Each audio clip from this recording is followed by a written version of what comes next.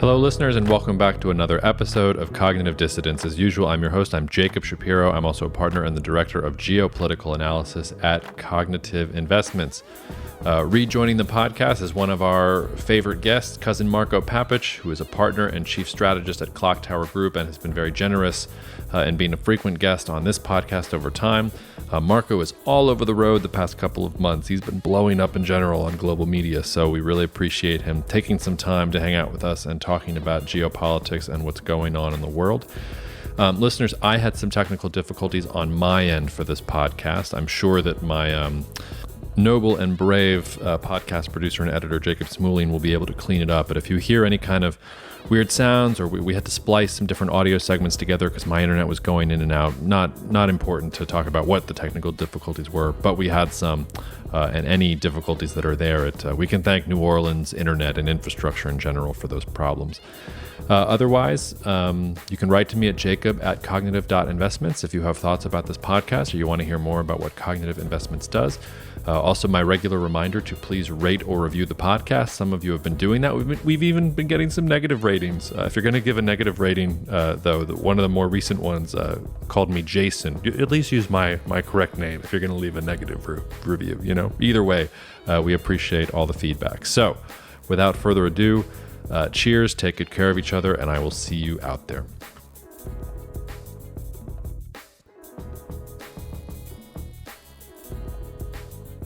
Cognitive Investments, LLC is a registered investment advisor. Advisory services are only offered to clients or prospective clients where Cognitive and its representatives are properly licensed or exempt from licensure. For additional information, please visit our website at www.cognitive.investments. The information provided is for educational and informational purposes only and does not constitute investment advice, and it should not be relied on as such. It should not be considered a solicitation to buy or an offer to sell a security. It does not take into account any investor's particular investment objectives, strategies, tax status, or investment horizon. You should consult your attorney or tax advisor. All right, coming to us live from his built-in sauna in his own house is cousin Marko.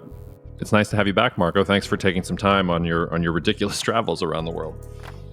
Is it sounding soft and nice? It sounds lovely. Okay, sweet. So I finally managed to connect my, right as your introduction ended, I managed to connect my earphones. So hopefully this is going to be better. So yes, I am in my sauna because there's reconstruction at our office in Santa Monica. It's difficult to get headphones to work in a sauna. I mean, it's hard. It is, and if I start sweating, it's not because of the difficulty of your questions or uncertainty of my conviction. It is purely because I'm in a sauna. But great to be speaking with you. I know it's not the uncertainty of your convictions. It could be anything else, I think. All right, let's just dive straight in. Mark, I was telling you before we hit the record button, for the first time in my career, I don't know whether I'm just getting old or what, but there's too much shit going on for me to even keep track of. I feel like I'm like a dog chasing squirrels in the street for every single geopolitical development that's going on. We're recording here on October 12th. This will come out in about a week or two. I mean, just the top stories this week are the British government seems to be trying to collapse the entire economy. Mohammed bin Salman is fashioning himself some grand geopolitical, I don't know what you want to call him, strategist. The party Congress, there's so much stuff going on. So tell me what you think the most important thing is to cut through all this noise that folks need to be trained in on. Yeah, I mean, unfortunately for guys like us, who obviously prefer to talk about geopolitics and politics and the interaction of those in the markets, right now it's all one trade. It's just one. I mean, and obviously just for those of you who don't know what I do for a living, I'm a geopolitical strategist focused almost exclusively on the markets, so kind of ignorant and completely disinterested in what happens to the course of humanity. If we have a nuclear exchange, I'm trying to figure out what to buy and sell. Like that's how it is. And so it's really difficult for my job because while I would love to talk about Ukraine with clients, or I would love to talk about the OPEC decision to cut, supply, and that's, by the way, is a great example. Like they cut supply by a considerable amount and oil fell.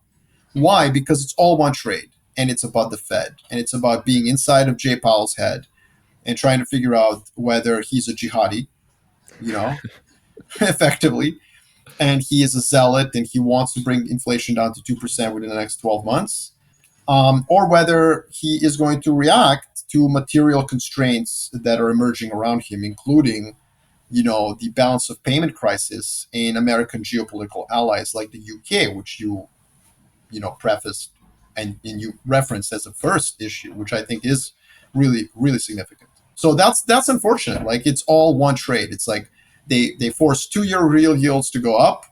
Market is puking because of that, and it's really difficult to know what to buy and sell because bond market is selling off well as equities are selling off as well.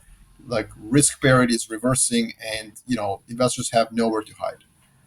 Tell me if I'm remembering this correctly. I feel like you wrote some piece that was where you were lampooning Volcker as a false demigod, and you were talking about how Powell wouldn't be able, or that the Federal Reserve really shouldn't increase interest rates that much because doing so wouldn't actually affect the fundamental drivers of inflation. Like, what we actually need right now in the cycle is a lot of capex, and if you increase interest rates right now, like, those companies are going to have to spend the capex to rebuild supply chains and find new supply of commodities and things like that anyway. Am I remembering that piece right? And has Powell's jihadism, as you say it, like, basically turned your analysis on its head?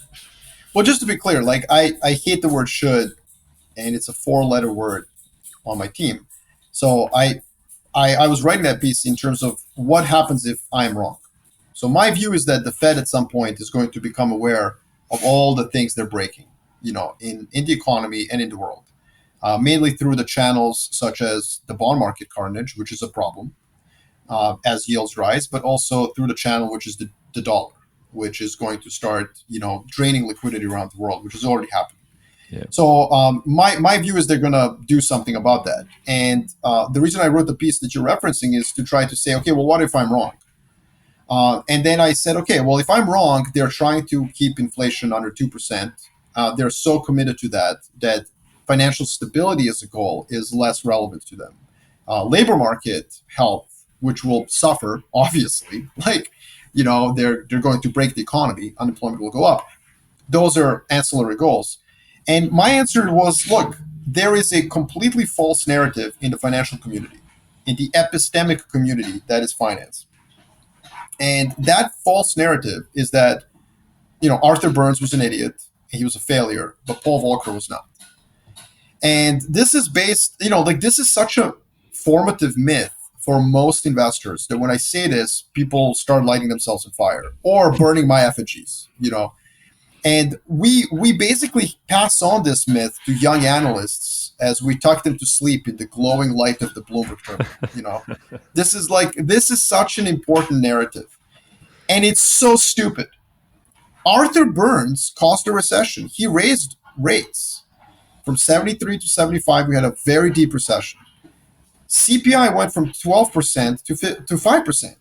Extraordinary success in terms of peaking CPI and bringing it down. And then what happened was the recession of 73 to 75 delayed the supply side response that would have helped make the decline in CPI permanent, such as North Sea exploration. So North Sea oil was basically discovered in late 60s, early 70s. It didn't come online until the late 70s because of the recession. That was one of the reasons that no one was going to spend billions of dollars drilling in one of the most inhospitable seas on the planet in the middle of a recession. Similarly, you could argue the political response was not conducive to supply side reforms. Jimmy Carter won the election. We didn't get Ronald Reagan until 4 years later, 6 years later. And that's another reason why there was a delay. So I think this is really important because when Paul Volcker shows up, he did raise rates 600 basis points more than Arthur Burns. And in the extremely quantifiable, mathematically inclined investment community, it's like that simple. Like, well, Volcker was just more, hardcore. And it's like, that makes no sense. So yeah, look, the narrative here is that Arthur Burns failed and Paul Volcker succeeded. But the truth is that Arthur Burns did raise interest rates. He caused the 73-75 recession, which was a very deep recession. He brought CPI from 12% to 5%, which is a lot. And then CPI started creeping back up because the recession itself delayed the supply side response. It delayed North Sea oil coming online because no one was going to invest in the most inhospitable waters of the world in the middle of a recession. It delayed the political response. You got Jimmy Carter. You didn't get a supply side reformer. But in the financial community, because we're so obsessed with math, we think it's as simple as Paul Volcker's extra 600 basis points worth of hikes. That was it. That was why Paul Volcker was more successful. But it's false. In fact, inflation started creeping back up after Paul Volcker's two recessions as well, went back up to 5%. But the tailwinds that he had were the macro forces of globalization, of IT revolution, and most importantly, the political response was there. The supply side reforms of Margaret Thatcher and Ronald Reagan, which created this Washington consensus of laissez-faire policies. And so, like, to me, it is very clear what's going to happen if we have a recession caused by unelected technocrats who have never had a private sector job, i.e. FOMC, members. What's going to happen is we're not going to, like, the median voter in the US is not going to be like, ooh, like, that's what we needed. We needed some joblessness to solve this problem. No, we're not there at all. We're going to double down, triple down on populism. So the political supply side response is not going to be there. Not to mention that no one's going to invest in massive amount of critical infrastructure that we need. Not because of some fundamental reason. Just to be clear, we ourselves have created the need for infrastructure investment by deciding that China's evil. Like 5 years ago, nobody thought that. Now everybody thinks that. So now we're going to do all this massive restructuring of supply chains, like the Biden latest chip executive order, which is going to cause even more problems in the supplies of chips. So we're going to do that. We've decided that climate change is going to kill us all in 10 years. So we're going to do this green energy investment while starving fossil fuels of capital. We've decided that. And we've all decided that we have, to onshore all sorts of things at the same time. These are demands on critical infrastructure and on capex that are going to be delayed massively if there is a recession caused by the Fed. We're also apparently that will delay. We're also apparently going to export U.S. energy to Europe to make up for the shortfall with Russia. So the only saving grace that we have in all of this, which is cheap energy prices, those prices are going to go up too, because apparently we're going to foot the bill for the Europeans. Right. So that's a huge risk as well domestically in the U.S. For sure. The point that all of this means is this. It's very simple. I don't know what Jay Powell is going to do. Whether there's an ideological commitment to channeling Paul Volcker or not, that's fine. But I can guarantee to you what happens over the next decade. I will guarantee to you, Jacob. If they do cause a recession and we get under 2% inflation, which we will, like a recession should bring CPI under 2%, we will then never go back under 2% for the rest of this decade. So a recession now, a deep recession now, will guarantee that we're dealing with supply side problems for the rest of the decade. I don't know what happens over the next 12 months, but I know what happens 12 months onwards. Well, let's talk about Powell then for a second and see if our geopolitical toolkit can help us with him, because he does not strike me as an ideologue at all. If anything, he strikes me as a kind of a sleepy bureaucrat who never wanted to be in this position in the first place. He was very, very slow to raise rates in the first place, and he's done this knee-jerk response the other direction. I mean, he was resistant to all of the calls to start raising rates until one day he woke up and it's all right, now we have to raise rates. It seems to stand to reason that he will cause some kind of blip in the economy and we'll have to yank it back as quickly as possible. Although I guess that's kind of what the market is expecting, and they keep on surprising to the upside, right? So he did that in 2018 when he pivoted, and 2019 when they basically restarted QE because of a repo market crisis. Mm-hmm. At the earliest signs of pain, they've done that. But to be fair, CPI wasn't at 8% at those times. So there is this risk that he has seen Paul Volcker, and decided to, change tack. Now, so yeah, I agree with you, but there is a risk that's, and we have to be kind of humble and just say, like, we don't know. It is truly within his power. But one thing I will say is that, after COVID hit, one thing I got right was the inflation, and a lot of people did. But 300 PhDs in economics at the Fed got it wrong, supposedly. Supposedly, they all got it wrong because it was transitory, and then it wasn't. And now they get it wrong again because CPI is, not peaking. Of course it's peaked. Of course CPI has peaked. Of course. Owner equivalent rent follows the real estate market by 12 months. Like 300 PhDs in economics at the Fed, like I'm not smarter than them, you know? And so they didn't get inflation wrong by saying it was transitory. That was a political decision to make it so that the Biden administration can stimulate more. And now they're not getting CPI peaking wrong. They're just making a political decision because Biden basically reappointed Jay Powell and then made inflation a really big issue for the midterm campaign. And, you know, he staked a lot on defeating it. And so what I think is really driving the Fed, I have to say it's politics. Now, a lot of folks in the markets who are Fed watchers, you know, they really, really disagree with that view. And I respect that. I come from a different discipline where everything is political. So that's my methodological bias. And I apologize to anyone who's like insulted by it. But I think that the inflation fight became an inflation fight when Joe Biden decided it was a problem. And so when hashtag inflation Twitter hysteria becomes hashtag recession, which is imminent, I think that the political winds change and the Fed will become more reflective. As Leila Brainard basically said 2 days ago, she's a dove, she's the vice chair, and she said, you know, perhaps we should reflect on the impacts on the real economy by, you know, all these hikes we've done. Anyways, I hate coming on your podcast and talking about the Fed because, you know, people expect geopolitics. And what's interesting to me is just like how little all this other stuff matters when it's all about the Fed. Well, except that all the other stuff, well, first of all, the nice tricky sleight of hand that geopolitics makes is that everything is geopolitics. So everything from underwater basket weaving in Mali to Jerome Powell's breakfast and how that affects his mental state, we can make the case that that's geopolitics. That's what our mentor, George Friedman, perfected that model of being able to sort of, hey, look over here when this is the thing. But I also, Marko, I have to ask, are you feeling okay? Because you just said you apologized to anybody that you insulted. I'm not used to you giving two shits about anybody that you insulted. Is everything okay over there? You're fine? Yeah, I'm fine. I'm fine. You know, I just, you know, I know I'm going to irk people, but, you know, I guess you're right. Like, I usually don't really care about that. One thing I will say is that there is this narrative, usually on Twitter, because, you know, Twitter is awesome, that like what the Fed is doing is geopolitical. Right. And it's like, no, it's not. It is not in U.S. interest that like everything around the world breaks. Especially because guess what? It's not emerging markets that are breaking. It's not. Like, it's the United Kingdom, which is America's 51st state. You know, the most loyal ally. Canada's going to break and Australia are going to break because their housing, you know, their economies are leveraged on a real estate bubble of like epic proportions that looks Japanese real estate in the 1980s and 90s look like child play.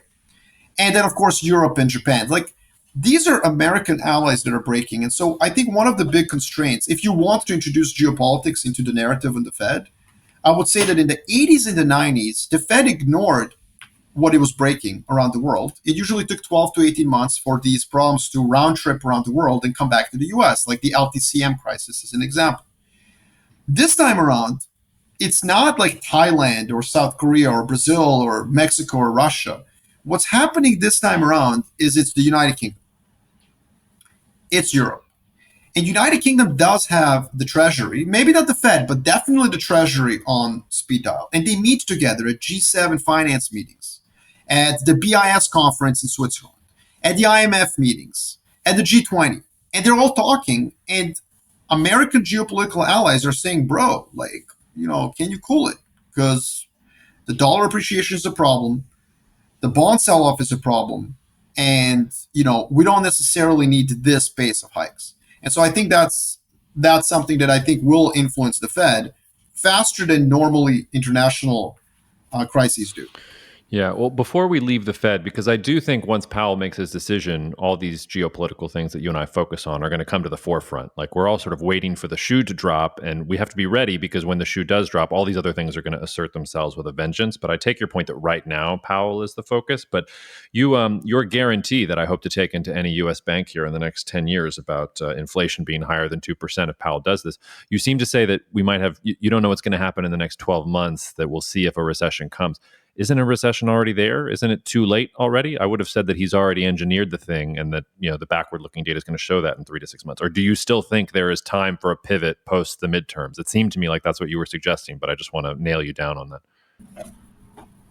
Yeah, so like I really care about like what I really care about is investment and CEO confidence. It's collapsing. But this happened in 2012, this happened in 2016, where it rebounded, largely because of pivots on policy. And I think that we're in the same situation now where there's still a chance to rebound and give confidence to basically business leaders that they can continue to hire people and invest, right? That the current pace of hikes can abate. And what's important really is that inflation by itself is not really a problem for businesses. You know, like how do we decide to have a 2% inflation target? Like a bunch of people in New Zealand decided this. It's random. If you left it to corporations, what would they have said? They would have said the following, because inflation is a euphemism for what? Price increases. Yes. So if you left it to businesses, they would have said something like, I want the targeted inflation rate to be as high as my consumers can withstand it. And you can actually find that number. It's where real wages are flat or positive. So 9% CPI, real wages are not positive, they're deeply negative. 5% CPI, real wages are going to be flat or positive. And so if CPI peaks and comes down to somewhere between 3 to 6%, which it will, and the Fed cools it, corporations will be able to pass on price increases to consumers who are going to be miffed that their real wages are flat, but they're not going to be pulling their hair out. Consumer confidence will then rebound, which, I mean, it follows real wages almost one-to-one. And then you have a Goldilocks scenario where we are at 5% CPI, but the world's not ending. You know, the world is not going to end because CPI is at 5% for like 12 months longer than the Fed wanted. And so, yes, I do think there's a Goldilocks scenario, Jacob, where like we don't have to have a calamitous recession. Is that, what's your probability there? It's falling precipitously with every day. You know, so that was my base case scenario. Now it's not. And again, this has nothing to do with Ukraine. I mean, energy prices have collapsed. I've been short oil for most of this year since May, tripled down on that call in June. Why? Because Ukraine has had no impact on global supply of oil, which is like the shock to most investors who basically read investment research in March that was extremely poorly written. Like, no, the EU embargo is a PR effort. It's not an actual effort to embargo Russian oil. In fact, Russian oil exports are as high as they were at the beginning of the year at lower discounts. So it's literally one of the reasons oil prices went down. The main reason is demand obviously suffered because of Chinese slowdown and so on. But the point is, the probability of a recession is obviously going higher the longer the Fed basically, you know, sticks to its guns. And so, yeah, you know, the problem with that is like it's not clear what you do at this point. Like if you shorted oil, do you short it more? It's tough to say. I think the only sort of out of consensus view I could think of right now is that you go long bonds, which hasn't worked, which has been really dangerous to do all year. I just think that if there is a recession coming, then I don't see why bonds wouldn't rally at these levels. Yeah, that's a perfect segue to get away from the Fed. And I want to hit both of those because this is two areas where you and I are both on these islands because at CI, we've also been short oil around the same time as you for different reasons. But I always like it when you and I have different reasons and then somehow back into the same position. It always reassures me. But also, I think you and I are the only two people with property on Europe Island. Like we've been hardcore for Europe since the beginning of this, and I'm feeling really good about the foundation that I've put down there. But you started with oil, so why don't we go there and then we can talk about the Europe component of this? Because to your point, the Saudis go along with the Russians for this 2 million barrel per day decrease in production, and oil's fallen. Or I don't know if it's fallen, but it's basically been steady. Like we haven't seen that sort of upward push. And one of the things that I've been working on for the past couple of weeks is, well, what do we do? To your point, do you double down on the short oil trade? And what is Mohammed bin Salman doing? Like it makes total sense to me that the Saudis want to keep the price of oil high. Great. It would make total sense to me if China came to Saudi Arabia and said, we want oil for a certain price and they fix the market that way. Great. If Russia was kicking Ukraine's ass and decided to go to the Saudis and say, we want to work together in order to keep the price of oil at a certain price, that all makes sense. But Russia's getting its ass whooped and Mohammed bin Salman thinks this is the week to like make common cause with the Russians and Putin and double down in their cuts. I don't get it. Do you get it? Do you have any idea what's going on in that brain? Yes, I think it's a brilliant move. Yeah, I think the Saudis know exactly what they're doing, and it's brilliant. And what they're doing is basically there's look. First of all, Saudi Arabia and Russia are not allies in any way, shape, or form. They've been fighting proxy wars for the past decade across the Middle East. At least for the last decade, and they compete for market share in terms of like oil market. So they are not allies. This is purely Saudi Arabia sending a signal to the U.S. And it's like, we don't do your bidding. The world is multipolar, and you need to pay us. That's it. You want us to do something that you want. Like, it's not going to work like in the 80s and 90s. You're going to have to. The price is higher. Now, what do the Saudis want? I don't fully know, but it's a whole slew of things. And it's funny because the American response is like, "Well, we'll stop selling you weapons." Like, oh my God, when are Americans going to realize other people manufacture weapons? Decent ones. The United Arab Emirates recently canceled their F-35 order because Americans wanted to throw in a rider that they had to ban Huawei from 5G development in UAE. And UAE was like, well, we're not going to irk the Chinese, so we're going to buy French Rafales. They're good enough. They can shoot down Iranian F-4s. Good enough. And so the Saudis are not going to be phased at all if the U.S. cuts off military exports to Saudi Arabia. There's literally nothing that U.S. can really do to the Saudis. Well,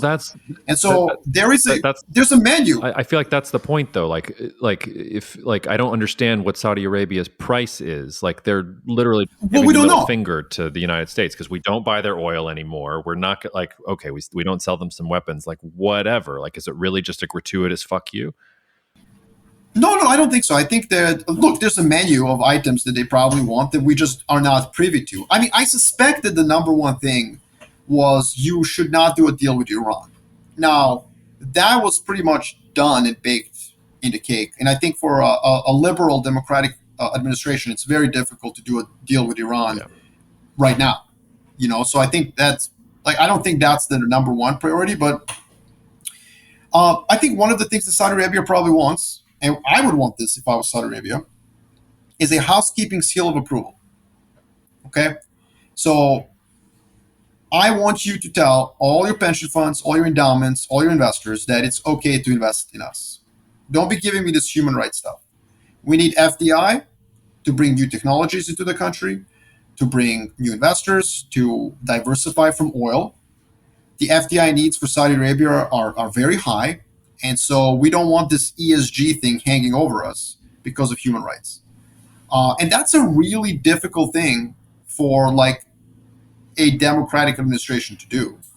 But I would suspect that's one of the things that Saudi Arabia wants. And yeah, of course, green sort of light in Yemen and other parts of the Middle East as well. But I think what Saudi Arabia is showing to the rest of the world is that in a multipolar world, you need to play to the highest bidder. And I've called this geopolitical promiscuity. You have to be geopolitical promiscuous, which means that you do not choose sides ever between US, China, or any other bloc. And you signal to the rest of the world that you can flirt with anyone. It's the equivalent of basically, pursuing a love interest, they're ignoring you, and then you go out and you take some Instagram photos. You throw it on the gram. Like, hey, what's up? I was out with this person last night. What's up? And it's on the Instagram right now. That's what Saudi Arabia is doing, and they're playing it brilliantly. And, God bless them. U.S. is starting to wake up to the realization that the rest of the world is doing this to them. And I think this narrative that somehow multipolarity is over because, the Fed is increasing interest rates and the dollar is hurting other countries is so moronic. I don't know what to say. No, I'm with you. We are in the thick of multipolarity right now. And what Saudis did is clear example of this. And by the way, what's going to be a great test of multipolarity as well? Will South Korea, Japan, and the Netherlands abide by the export controls that the Americans are putting on sophisticated chips to China? Mm-hmm. That's going to be another. If you're running South Korea, why would you do that? Sorry, 25% of my exports go to China. Sorry, America. I'm going to help China make 7 nanometer chips. Do you have a problem with that? innovate. I'm not going to cut into my profit margins and revenues of a state champion, effectively Samsung, because you're afraid of competition with China. Like, tough cookie. Go back to the drawing board and make more innovation.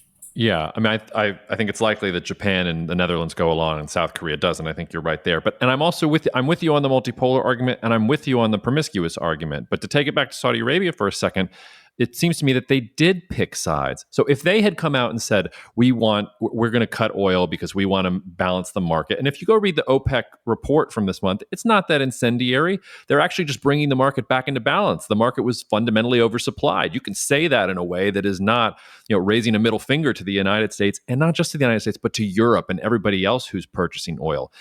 It looks to me like MBS did take sides, because it was the Russians who came out and they were the first ones to say, we want to cut oil production. And then the Saudis came out and said, yes, not only do we want to cut oil production, we want to cut it by double what the Russians proposed.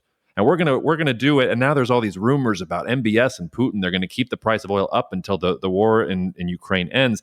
It feels to me like MBS picked a side, and that's the problem. And that if what you want is the housekeeping seal of approval, not just from the United States, but from the Europeans, if you want to keep the Chinese, your most important customers, happy, maybe you don't want to keep oil prices up while they're dealing with a real estate crisis and an epic drought and all these other things. Like, it seems to me like MBS is like, part of me thinks it's the same mistake Putin made, thinking that just because he has some energy leverage over the rest of the world, he gets to do whatever he wants and send whatever message he wants to whoever he wants when he wants to. Am I reading it wrong there?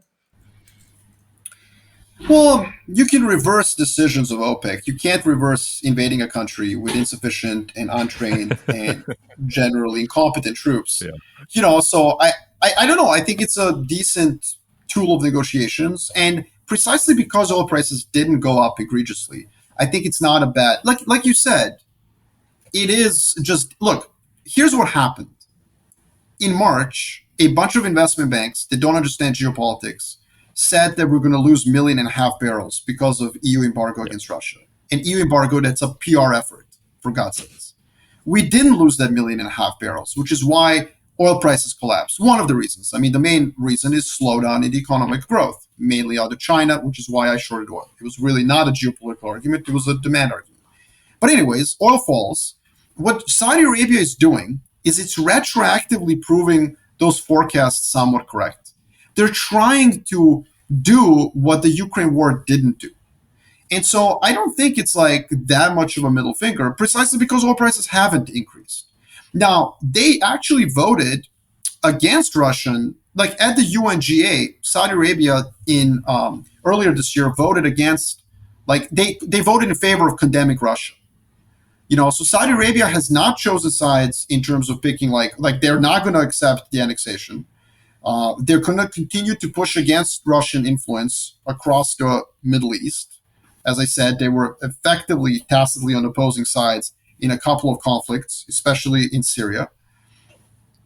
And so to me, this is just a marriage of convenience. They're not picking sides. They're being promiscuous. And to your point, they are kind of angering all the consumers. That's a fair point. But if oil prices don't rise a lot, then they didn't really anger anyone that much. All they're doing is reminding the West and China of the importance of their decision making.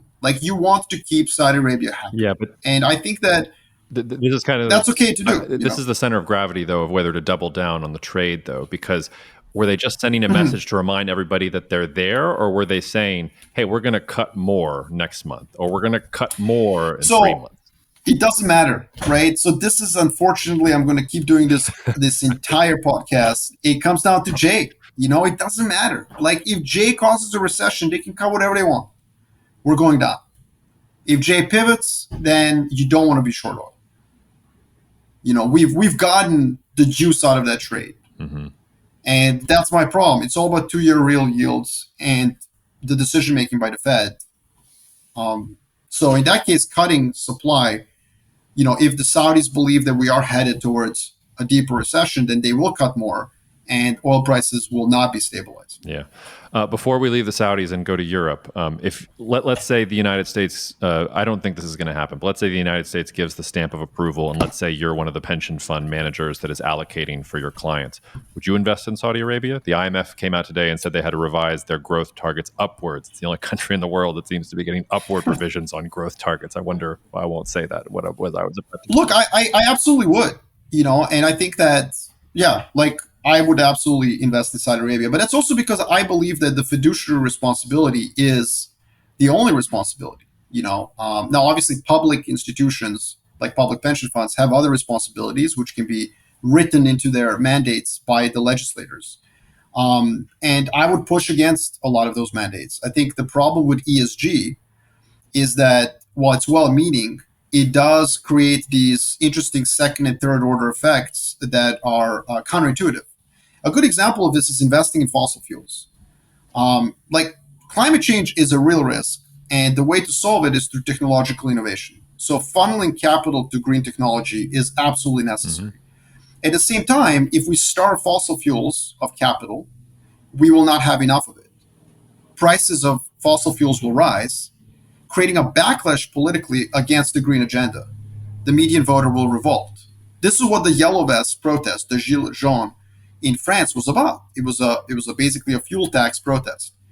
So counterintuitively, the ESG agenda will cause the median voter, the global median voter, to abandon the green push. And that's why I think, like, you should leave normative issues to policymakers, and investing should be done based on returns. Now, Saudi Arabia, like the Saudi Arabian government, for all the problems with human rights that it has also brought social revolution to the country that I think is really genuinely impressive. Like, it's moving in the right direction. And so you could even make an argument, like, why would you deny the population of Saudi Arabia that's educated, that's young, that's moving towards, more liberal social norms? Why would you deny them access to things like capital to diversify away from energy? So that you can satisfy labor market needs of a very young population. That seems like you're participating in actually creating headwinds and speed bumps for the country on its path towards eventually, evolving towards modern norms. Yeah, and so that's another example of second and third order effects that are exactly the opposite of what some neat PDF with cute little UN SDGs would suggest. Yeah, the question was more, do you think that it's a good investment? Because I would have said Vision 2030 was a joke 2 years. I did say 2 years ago that Vision 2030 was a joke. I look at the GDP figures now, and a lot of it's because oil prices are high, but suddenly it doesn't look so much like a joke. The non-oil sector of the economy is growing, and it's kind of shocking to me, to be honest. Well, you know what? Like, I mean, Vision 2030 is obviously, like, written by consultants, and it's supposed to be a glossy PDF. So let's leave that aside. But I think the thing about Saudi Arabia, like, I lived in the Middle East. I grew up in the Middle East for part of my life in Jordan. And Jordan is culturally somewhat similar to the Hijaz, part of Saudi Arabia. And the Hijaz of Saudi Arabia is an incredibly rich part of the world. This is where Jeddah, Mecca, and Medina are. And, like, the reason that Islam was born there is because there were a lot of people that moved, the caravans, the trade. It was globally interconnected with the rest of the world. Saudi Arabia does have a culture and a history of being connected to the rest of the world, being liberal, being, like, open to the rest of the world. And so, like, that's why Islam spread, by the way. Like, it spread because it was interconnected through trade and through links. And so I think that, yeah, absolutely, Saudi Arabia could re-emphasize that part of its culture and its history, which is very rich, as opposed to, like, the empty quarter, at the Riyadh kind of part of Saudi Arabia, which, yeah, looks like Iraqis, and that's what has been emphasized for the last couple of decades. But I do think that this is a country that, if it taps into that potential of the young, educated labor force, it will be very interesting. That's one of your spiciest takes yet, for my money. Let's turn to the Ukraine war, and I don't care if J is the thing that's affecting markets. Tell me what you're thinking about Russia and Ukraine and about Europe. I mean, You said, what to buy in this current market. Those European equity valuations look pretty enticing to me. Whether you want to go at Poland being the country that's going to help rebuild Ukraine, whether you want to go, the French and the Germans with, valuations at like 2008 level lows we're starting to stock. I mean, there's some interesting things there from my point of view. So I think that, first of all, I have to caveat again, if Jay Powell causes a recession, you should not buy Europe. I have to keep caveating everything with that. But look, here's what I would say. What I like about Europe is this. There's a bunch of people out there who thinks that European success and manufacturing economy and industrialization is based on cheap natural gas from Russia. That is the dumbest thing I've heard in my life. And I can't believe that investment banks write this crap. This like cute little adage that $2 trillion German economy is leveraged to $27 billion of imports from Russian natural gas is like it's like beyond, like it's glib. It's like if glibness could do lines of cocaine, that's what it would come up with. Yeah. First and foremost, Europe has had a massive electricity price disadvantage for the last 20 years. It's been paying 2 to 3 times American electricity prices for industrial users for the past 20 freaking years. And it has lost no market share to the US in terms of global exports. What? Let me say that again. Europe has had 2 to 3 times higher prices for its industrial users, hasn't lost market share to America or any other region. Everyone's lost market share to China. But Europe versus US has been flat. And so why is that? Well, it's because Europe doesn't compete on price. That's a fact. Europe has moved up the value chain very aggressively, especially Germans have. They have a very sophisticated and highly educated manufacturing labor force, i.e. they know how to make complicated metallurgical processes. And the government and corporates negotiate with unions to keep unit labor costs low by giving unions all sorts of sweeteners like daycare centers or continuing education or short shift work or vacations and stuff like that. So Europe has moved up the value chain. They make things the rest of the world doesn't. You're not buying a BMW because it's cheap. You don't. When you decide to buy a BMW versus a Kia, it's like a different decision you're making. And so, to me, that's the first issue that I think is relevant. The second issue is that the current situation is based on the war in Ukraine and the decision by Russia to not send natural gas to Europe, a decision that can be reversed, even though they blow up Nord Stream 1 and 2. That hasn't affected their capacity to ship Yamal Peninsula gas because they have pipelines to Poland, pipelines to Ukraine. All they did was shoot themselves in the kneecap by now having to rely on Poles and Ukrainians again if they one day decide to send gas to Europe, which they will. So Russia and Europe are basically playing a game of chicken, and the Russians told the Europeans, we're going to cut off your gas, you're going to freeze. And then they made a critical mistake. One, they cut off gas way too late. 2, they didn't plan on China slowing down and creating this excess supply of LNG. But the other thing that they're forgetting is Europe can print money, and that's what they're doing. And this is what I said they would do. Europe spent 600 billion euros bailing out peripheral member states. You think they're not going to spend €1 trillion dealing with German and French consumers? Of course they are. And so Europe is just looking at Russia and saying, look, bro, we're just going to print, subsidize energy, and eventually you're going to need that 50 billion that you get from selling us natural gas. Now, a bunch of Russian apologists on Twitter are like, Marko, they don't need natural gas money because they're making money off of oil. No, they're not. No, they're not. Because guess what? I shorted oil and was right. And so they're getting much less for oil than they did 6 months ago. Not to mention there's still a $20 discount. So they're getting what, 60, $70 a barrel? That's a problem. You might need that $50 billion from natural gas now, don't you? And so, and by the way, not to mention that the war in Ukraine is going terribly. They're going to need the money. This is a country the size of Texas in terms of economy trying to fight a war 80 times more complicated than what the U.S. did in Iraq. The longer this goes on, they're going to need the money. And the Europeans just looking at Russians and saying, bro, you don't need us back. Meanwhile, we're going to print money and buy LNG. And so it's a game of chicken. And eventually, I think Russia swerves. Now, if I'm wrong and they don't swerve, it still doesn't matter. Because 2 years from now, there's 50 BCM worth of LNG online more. Yeah. Probably more, given that everybody in the world is now trying to build LNG export terminals. And so we're going to have a wave, including Russia, by the way. And what's ironic about this is one of their first LNG cargoes went to Greece. It went to Greece, which means that they are contributing to Europe's supply of natural gas, even as they sell LNG. And so, look, long term, what's going to happen here is this. There's going to be more LNG. We're going to get a global price of LNG. Americans are going to participate in this as well. And what that's going to mean is that domestic prices in the US are going to go up. So if you're currently betting on deindustrialization of Europe, remember two things. Higher electricity prices didn't affect their competitiveness.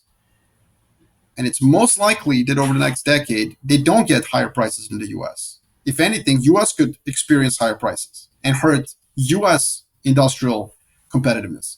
Now, if the US obviously bans exports, as you've argued in the past, fine, but then Europe will stab the US in the back. Like, it's that simple. It's that simple. It's that simple.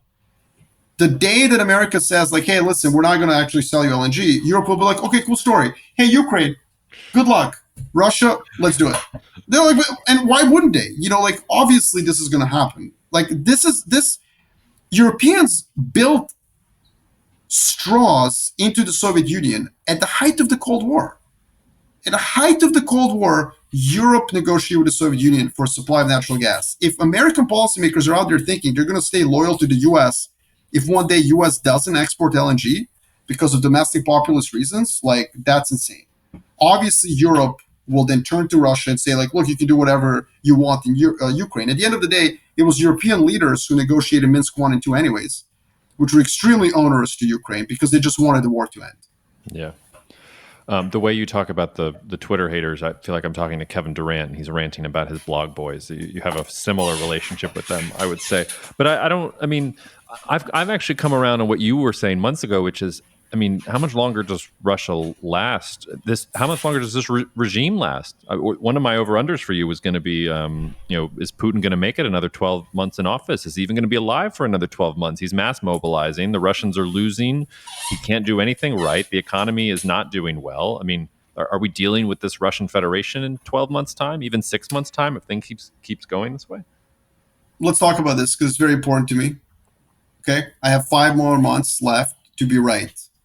I'm calling it 12 months for Vladimir Putin. When I made this forecast in March, people were like, come on, man, you're being hyperbolic as you like to be, which I was, and it could end up being right. So I got 5 more months left. But here's what I would say. I think this is the critical question, Jacob. This is the absolutely critical question. In 2001, the Bush administration thought they would spend the next decade competing with China. And then 9/11 happens. And U.S. is in the Middle East for the next 2 decades. I think we might be at the beginning of the similar kind of a event where Ukraine is the 9/11 and the collapse of Russia is the next decade. And it wouldn't be pretty if it happens. I think Russia devolves into some form of 21st century warlordism in that case. And you're seeing it already. Kyrgyzstan, Tajikistan, nobody cares. But you know what? The Chinese care. They just canceled the military exercises. Kyrgyzstan went and said, hey, we're not going to have exercises with Tajikistan. We're not going to invite their troops into our country where there's a border dispute. And hey, by the way, Moscow, if you were a real superpower, you would be dealing with this right now. Literally, that's what I think the premier or deputy premier of Kyrgyzstan said.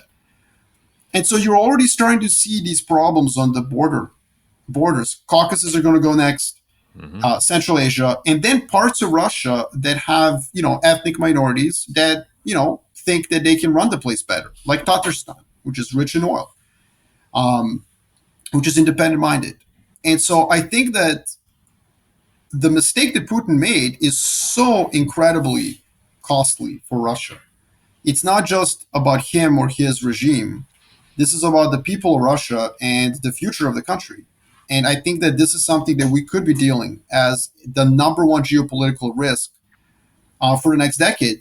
That we'll see, potentially China, U.S., Europe, Turkey, Iran. Tajikistan is ethnically closest to Iran, so even Iran has a say in this. You could see a real scramble, like scramble for Africa 19th style, would scramble for Russia, given its commodity, like wealth and so on, and that's a really disastrous effect. This is like Ivan the Terrible killing his firstborn and leaving the dynasty to his secondborn, who was like mentally impaired, which led to the times. No, I mean, and I'm not comparing anyone to that, but like I'm just saying, like it led to the times of troubles as it's called in Russian, and it led to the Romanovs basically taking over. But that interlude was extremely terrifying interlude of Russian history. And by the way, Putin recently referenced this in one of the televised interviews. And he was basically trying to make the point that the central strong state is necessary for Russia. And he's right. He's right. But that he should have thought about, undermining that strength by trying to invade a country that's pretty sizable, relative to Russia.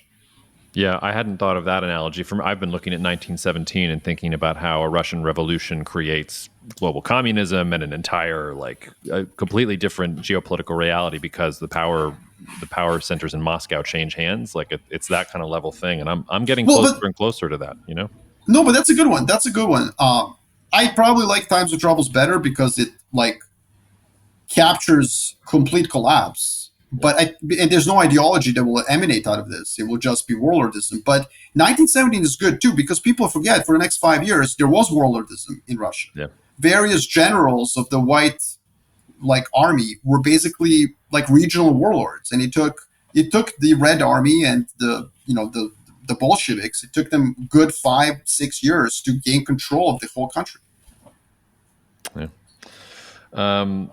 All right, let's move to some over-unders, and then we'll talk basketball. Sound good? Because we've had some tough listeners. I hope you don't know about the technical difficulties we've been having, but there have been a little. Do you still stick by the Putin 12 months thing? Do you think he goes away in the next 5 months, over-under? Yeah, I mean, look, I'm going to stick to the view because it's cool to do that. Obviously, it is. Let me put it this way. I think the price for my call has risen. Yes. And I might think of selling it to someone else. I might sell that ticket. I'll buy. Okay. I'm ready to buy. You're ready to buy. So 5 months. It's not a 12-month call anymore. It's just 5 months until expiry. So, I'll buy your 5-month call option. Sweet, yeah. Cool. I want to stick with that. And it's a cool thing to do. I don't see how, Putin really gets out of this. I mean, this is a tragic error from if you're a Russian and if you are looking at this from a Russian perspective, this is a tragedy. Yeah. Over under 8 years until Ukraine joins the European Union. Under. It's just it's big. Ukraine's 43 million people. There's no need, I think, from a European perspective. You know why? Because they're going to win. Yep. The Europeans are going to slow play this. So I would say the under. As in, it's going to take more than 8 years. Oh, sorry. Over. Yeah. Okay. But do you think it happens eventually? If I had set that line at 15 years. It's hard to say what the European Union is at that point. But yeah, I think it will happen over the next 15 years. Okay. Over under 10 more years of a United Kingdom. Oh my God, that's great. And you know what? I want our good friend Matt Gherkin in on this conversation. Yeah, I need to have Matt. We actually should do the next time. We should have the three of us on the podcast. Yes, and we should do it almost exclusively on this because Matt Gherkin has a PhD in European, in basically British literature, but with a geopolitical slant, and so he knows a lot more about UK history than both of us. And he's been talking about this for the last 7 years. So for those of you who don't know, Matt Gherkin is the chief geopolitical strategist at BCA Research. He is running the product that I started. He was basically my first, senior hire because I respect him immensely, and he's a great guy. And he said, like right in 2015, as Brexit was happening, as we had to make a lot of research on this, he said, like, man, this could be hairy for the UK. I will say, so what's your 10 years? 10 years for the. Oh man, yeah, I'm definitely taking the under. I mean, look, the Scots are going to have a referendum in the next 2 years, whether they are given the authority to do so or not by the federal institutions. And there's even talk of a united Ireland now. So I would say that, Brexit, and I know there's like this whole comedic side of this saying Queen Elizabeth's death is the reason that this is happening. I don't think so. I think this really has to do with Brexit. And Brexit was such a shocking event that it's pulling at the sinews of the United Kingdom. And I don't think that, Brexit proponents really thought that through. Yeah, I didn't think they could find a prime minister who would inflame Scottish nationalism more than Boris Johnson, but boy, did they find her in Liz Truss. The joke I keep making is, that I forget if it's Hegel or Marx, the quote that history repeats itself, first as tragedy, then as farce.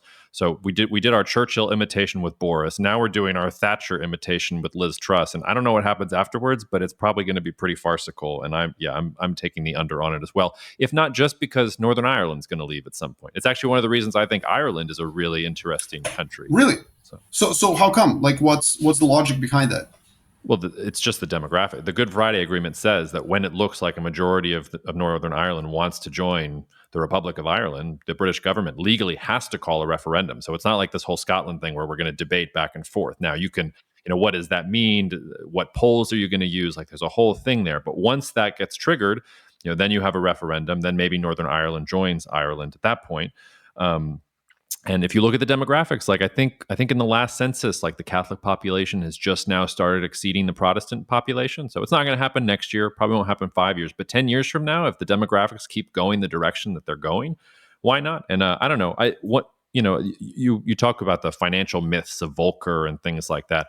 Another myth to me seems to be that countries that are split apart being rejoined together, it's a burden on the larger, more advanced country, even though Germany showed that wasn't that big of a deal. So if Ireland gets to welcome Northern Ireland back into the fold at some point in 10 years, great. South Korea gets to welcome back North Korea at some point in the next century, great. That will be a great moment for those countries, I think. That's interesting. There's a famous Monty Python skit comparing a Protestant family with a Catholic family. Just so I don't insult anyone again, there I am caveating again. I'm just going to let everyone search this on YouTube, watch it, and then ask yourself, why did London agree to that clause in the Good Friday Agreement? There's also a good joke. Let's see if I don't butcher it. It's there's an IRA guy stops a car and points a gun at the guy's head and says, "Are you Catholic or Protestant?" And the guy says, "Jewish." And the IRA guy says, "Well, so are you a Jewish Catholic or are you a Jewish Protestant?" I always like that joke.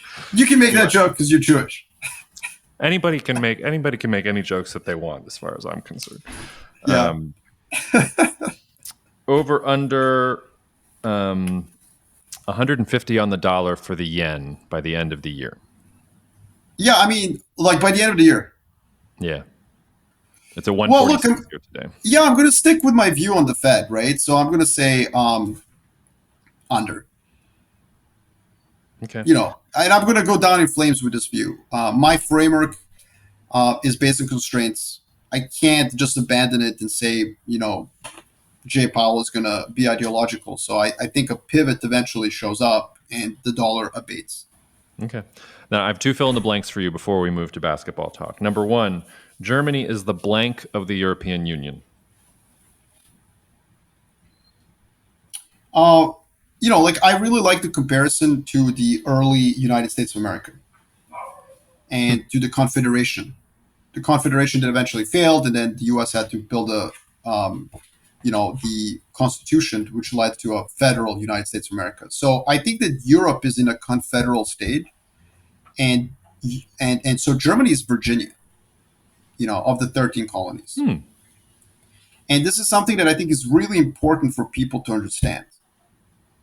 Because if Virginia was overwhelmingly powerful, or New York or anyone else, they would have never joined. Okay? Right. They would have been like, cool story, like Vermont, whatever. We're good. But because Germany is Virginia, they do need the rest of Europe in order to punch above their weight.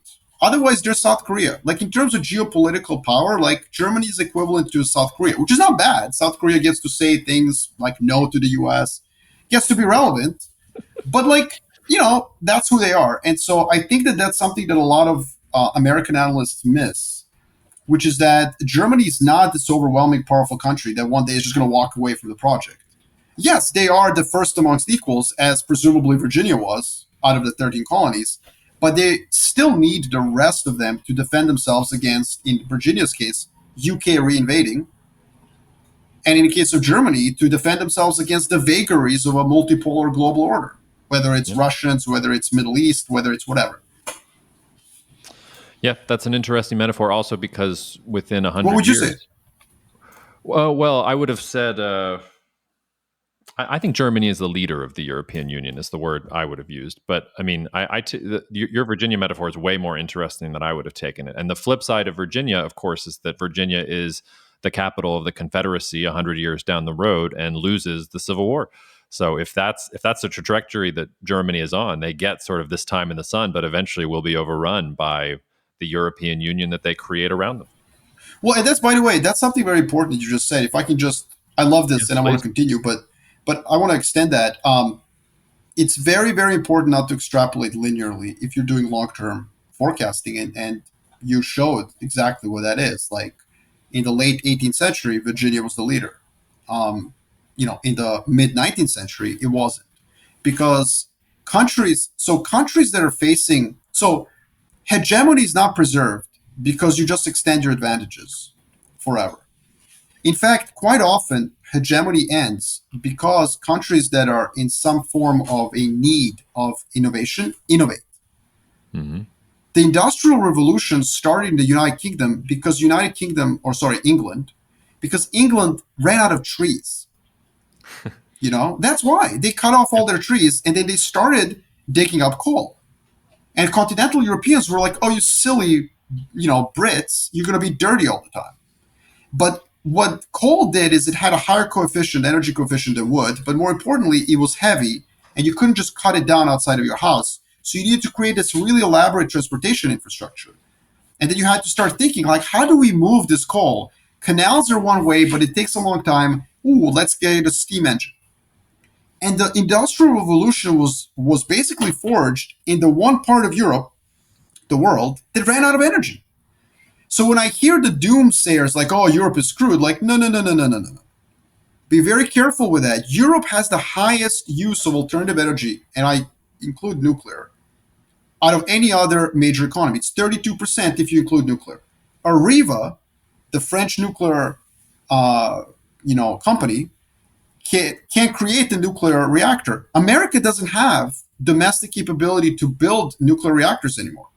Interestingly, I think Westinghouse was sold to South Korea or someone like that. Don't quote me on that. Someone can Google it. My point is, like, Europe has a form of a lead in alternative energy, has the ability to pursue nuclear power, and this current moment could be a launching point for technological innovation. And that, yes, could also leave Germany behind because they've made all these decisions like, well, we don't want nuclear. Well, the French are going to be like, okay, we don't have a problem with nuclear power. And then who knows? If Europe were to discover fusion, I keep saying this, like, we're going to all be speaking French, in like 100 years.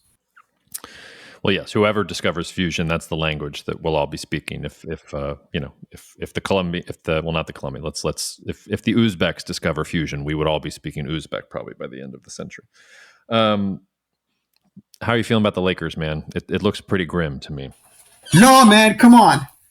This is the year. No, look, I'll see what I said. I can talk myself into Lakers doing well anytime. First of all. Okay, Kendrick Nunn coming back. Okay. Ooh, real game changer. Okay. Okay. Yeah. No, but look, it comes down to a very simple thing. AD is either going to, if he plays like an MVP, Lakers have a deep run. It's that simple. He's young. For some bizarre reason, last season he lost the ability to shoot. And given that he doesn't have post play, like I legitimately have better post play than AD. Yes, I said it. I said it. AD, if you're listening, I know you're a big fan of cousin Jacob. Like, let's go. Like, let's show me you have post play. You don't. But what he did have was great mid range game, great jump shot. He just stopped shooting mid range jumpers last season. So it all comes down to AD, and then we'll see from there. But like, yeah, obviously I don't have high hopes. It's just it is what it is. It's very depressing. Do you think there's anyone in the NBA who actually thinks about geopolitics? Like, there's any guys in the locker room who are like, "Hey, man, did you read the FT today and see what's going on in Britain?" Do you think there's anybody? I think so. I mean, look, I think a lot of we know that a lot of their sort of non-basketball pursuits have focused on tech. So, like a lot of basketball players have become tech investors, and have use sweat equity really in smart ways to get a foothold in that industry, which was really smart. But I definitely think that geopolitics is something that many of them talk about. I've had the pleasure to meet a couple of them here in LA, which was awesome. And yeah, we talked about geopolitics 100%, especially because the NBA locker room is so much different today than 20 years ago. And it's so much different because like majority of players, not majority, but a high percent of players are foreign, and they're no longer kind of scrubs, like who are seen as can't play defense. Like the top 5 players in the NBA are basically not American. Like, and obviously I'm biased, but like if you give me like Giannis, Jokic, and Doncic, like you're winning the title, like game over. The people that you talked to, where did they get their I've always wondered, like, where does LeBron get his info about China? Like, what is he reading to understand China? Because that obviously matters to them in a big way. I like how you went to LeBron. You're like, this shows me you love me. You just assumed. Now, Marco's in LA. He got to hang out with Braun, So, yeah, we're both built different, by the way. I just wanted to slide that. No, I think, I don't know, but it depends. Like, I think it depends on the background of the person. Again, a lot of them have, really interesting, colorful foreign backgrounds. Even someone like Giannis, who's Greek, has ancestry, obviously, from Africa. And I think that's really cool and unique. And so it's a very, like, I don't think you can pin it down to like one source. I think it depends on the person. Do the Lakers have any foreign players of note? No. And you know what? Interestingly, Lakers have a very, other than, my hero Vlade Divac, and by the way, literally my hero Vlade Divac. Like, this is a signed copy of his. Wow. Look at that right there. I wish I had a video of this for everyone. Actually, the resemblance is striking, Marko. It is. Like, right? Like, it's hilarious. But also post plays is striking as well. But like, other than him, I would argue that he was the most notable, effective, foreign-born Laker. Right? I don't know. Sasha Vujacic had a really good run there with his hairband. I thought. Hey, listen. Let me just tell you something. Those 2 free throws in Game 7 against Boston. Okay, like we're not going to forget that. Yep, Game 7, he iced it. 2 free throws. Game 7. You should focus on the past because you don't have much of a future like us Pelicans fans who we're just reveling in what's happening here. I hope I'm not going to rue this. My prediction is Bucks Pelicans for the finals and the Bucks sweep. Boom! Oh my God! I'm throwing that out. Whoa! Yeah, Wait, so explain. Okay, make the case. Make the case for Pelicans. I'm open-minded. Okay, well, the Pelicans case has to be that Zion comes back and is at least 85% of the dude that he was before he got injured or whatever else. And if you look at all the videos coming out of, like, he's saying all the right things, he's eating right, he's spent time in the cryo chamber, whatever he's supposed to be doing. But if you put Zion on that team, like who's going to stop them? Like the only person who can really take care of Zion, I think, is Giannis. Now maybe you're going to tell me that AD can, but then you've got old LeBron and Russell Westbrook running around out there. We got CJ who can dice them up. We've got BI, who you should know well from his time in LA, doing things. The poor man's Kevin Durant. Like I don't see anybody in the West who's going to mess around with the Pels if Zion is doing Zion stuff. I don't know. I think so. When I think of the West, the Clippers are stacked, right? And I really don't like the Clippers, but they're fine. Who cares? I'm bored with the Clippers. The ones that excite me, if the Nuggets can get healthy, they're interesting. That was going to be my pick. That was going to be my surprise pick. Yeah, I think not the for the finals. I like the Timberwolves. Like that Anthony Edwards dude he's good. No, yeah. So Timberwolves, fine. I really like the Nuggets though, because Nuggets had playoff experience. They went to the finals, right, of the Western Conference Final. And Jokic has been plowing by himself out there, and now he's got people to play with, which is awesome. So I do really really like the Nuggets. And I think in the East, I think the Bucks are a good pick. It's just that I have this view. This is a narrative, right? This is something I almost want to happen because it's fun. But like the Nets, right? And like I'm not a fan of what has happened in that team. Obviously, like doesn't sit well with me. I'm 40 years old and from a different era. Blah blah blah blah blah. But like they have that FU kind of a like thesis now, and that's dangerous. Like Simmons, he's got to prove himself.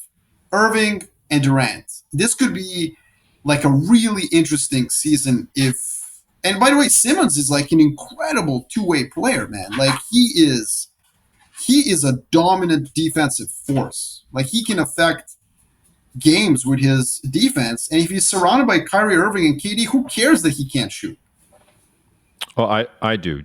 I was going to ask, do you think that he's learned how to shoot a layup? It doesn't matter. Off season? But why does it matter, though? You can have one player on the court who cannot shoot. You can. You absolutely can. You absolutely can. Because like it's not like every team in the NBA has like Draymond Green can't hit threes anymore.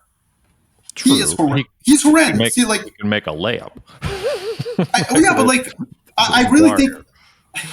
No, listen. Okay, Rajon Rondo. On the Celtics was a dominant offensive player, and obviously defensive player, without being able to shoot a jumper. And what was interesting to me is that all the teams that played off of him were doing the Celtics a favor because he was able to see above the defense. He wasn't pressured. He could pass. Like they won a championship, almost won 2 in a row. So I think that, if used correctly, I think Ben Simmons could do really, really well. He also has a little bit of a post game, which is cool. You can invert with him. You can do reverse pick and roll. Like, I don't know. I really like he could be the guy who rolls to the rim on a pick and roll. Like he's an interesting player to me. And one of the problems with the Philly is he couldn't assume that post play because you have Embiid. And for a good reason. Like you do not want to cut into Embiid's post time because of Ben Simmons. On the Nets, they can do a lot of funky stuff with him. And like again, I'm not like a Nets fan. I'm not, a fan of like what happened with them and the way they ask for trades, which is fine, whatever, it's their business. But I think that it will be an interesting narrative, and they have this like edge to them now. Kevin Durant always has an edge, but now he has even more of an edge, and I like that chip on their shoulder. I think it's going to be interesting. But look, go ahead. Sorry. I'm talking. No, I'll be buying your call options on the Putin 5-month thing, and I will buy whatever puts you want to sell on Ben Simmons. Like I'll gladly take that off of your hands if you're saying that Ben Simmons is going to be the answer. The team to me that's interesting in the East is Cleveland. Like they've got a lot of stuff, kind of like because they have the fuck you thing because nobody likes Cleveland and they want to do it without LeBron. Mitchell's there; he's got a whole fuck you thing going on in his head. I like all the young guys that they got going on. Like there's some interesting stuff percolating there. Like that what's that? Is it Evan Mobley's the kid's name? Like he'll eat Simmons for breakfast, and he also can shoot the basketball, which is something that's important. Like you talked about Rondo, that was over a decade ago, man. Like the league has changed since then. That's very fair. That is the the downside or the problem in my view. I think The other thing, though, we shouldn't. I mean, again, Milwaukee prohibitively, I think, the favorite in the East, but I think the Celtics.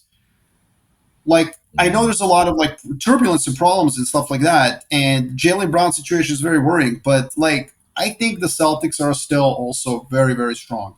The West, though, is really wide open, and it's interesting how we're all dismissing Golden State. Yeah, we shouldn't. Like, and I don't know. I don't know if we shouldn't. I think it's interesting. Um, I think Phoenix being dismissed, I think is right. I think that is correct. The way Dallas beat them is just like, I don't think they recover from that. And then, yeah, I mean, look, I think the Lakers do have a chance. I really do, because the West is so weak. Yeah. And if they're all healthy, like, who knows? Who knows what happens?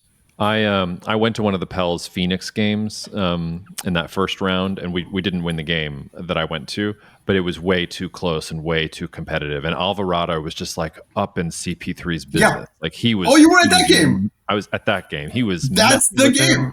It was so good. It was so incredible. Good. That's the last taste I have in my mouth of the Pelicans season 2. So that's one of the reasons I'm optimistic. Well, but wait, before we go, I do want to ask you. I mean, like, who is the prohibitive favorite in the West? Like, it is really wide open. I think the prohibitive favorite has to be Golden State, just because they did it before. But I think if we're going to be geopolitical nerds about it, the West looks very multipolar for me. There is there are rising powers and falling powers, and I think acquiring Russell Westbrook was something like invading Ukraine. There's a nice analogy that you can make. Oh man, so mean. One thing I will say. What I think is interesting also is I think it's going to be super fun to watch the Tankapalooza for Wembanyama. Yeah. Yep, it is. And I think that my money is on Pop, because one of the quirks of history out there that is really important to emphasize is that nobody tanked harder than the San Antonio Spurs in the year before Tim Duncan. Now, I remember this because, my dad is a huge Celtics fan, which is hilarious because I'm a huge Laker fan. And he was like, we're getting Tim Duncan. It's like the Celtics were horrendous in the mid-90s. And everything was set up. And then David Robinson goes out. Sean Elliott goes out. Like literally, I mean, I think Dominique Wilkins came back from Greece. He did. Yeah? And like led them scoring. This was like, it was a masterful job by the Spurs. And as a Laker fan, obviously, I've always, there's a huge rivalry between the Lakers and the Spurs in those years. And I always said this like, well, they tanked for Tim Duncan. But, I mean, now, as an adult, I'm like, it's poetry. Like, it's Greg Popovich, like, Greek tragedy, the way he did that. And he did it so shamelessly, so thoroughly. And so I expect the San Antonio Spurs to put in one of the greatest tanking jobs in human history. And it will make so much sense that they get Wembanyama, because they have a great international, speaking of teams with great international history and being able to integrate international players, fan base that loves it. I mean, this is Tony Parker still having some roots in San Antonio. I think this will be an incredible, incredible place for him. And then Popovich is going to just resurrect his career. And I can't wait to see that happen. I love it. It reminds me of the story, though, the year that in my former life as a Hawks fan, where it was very clear that we were going to get Chris Paul, and then we got the right draft pick, and we drafted Marvin Williams. Thanks, Atlanta, for all the memories there. Well, that's but that's not going to happen through Popovich, obviously. No, it's not going to happen to Popovich, and it happened to us multiple times because we passed Doncic too, and that's why I'm a Luka. Yeah, I know. Marko, before I let you go, we joked about this last year, and I haven't even briefed you on this yet. But this year, I want to do what the Mannings are doing with Monday Night Football. I want to do that for a couple NBA playoff games. So I'm getting it set up so we can have live feeds and we can just talk and announce the games themselves, but also be talking about geopolitics in the back. If you're up for it, I don't want to speak. Oh my God, I would definitely be up for this. This would be incredible. We have to do it where there is a big international component, though, so that I can. Talk politically correct comments about people from my region. No, we're mostly going to talk about geopolitics because there's enough commercial breaks we know. And then I think we can do the job better than the announcers out there. So we'll just do it that way, right? I mean, I've said this before. I've said this before to you many times. I think the soothing tone of your voice is intoxicating. Oh, wow. And so I think you as the play-by-play, me as the caller, and I'm colorful and hyperbolic. So I think between the two of us, like, yeah, ESPN should start calling.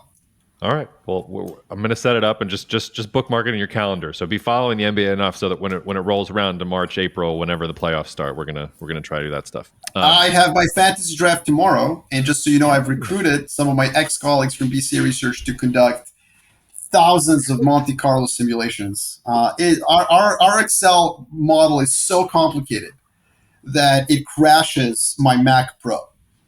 Wow. So yeah, but I still haven't won ever because I like to still go against the model and do long shots. That's good. You'll be right eventually. Cousin Marko, we'll see you soon, man. Thank you, Cousin Jacob. Thank you so much for listening to the Cognitive Dissidents podcast brought to you by Cognitive Investments.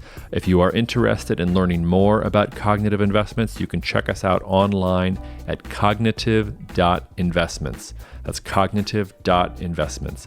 You can also write to me directly if you want at jacob@cognitive.investments. Cheers, and we'll see you out there. The views expressed in this commentary are subject to change based on market and other conditions. This podcast may contain certain statements that may be deemed forward-looking statements. Please note that any such statements are not guarantees of any future performance, and actual results or developments may differ materially from those projected. Any projections, market outlooks, or estimates are based upon certain assumptions and should not be construed as indicative of actual events that will occur.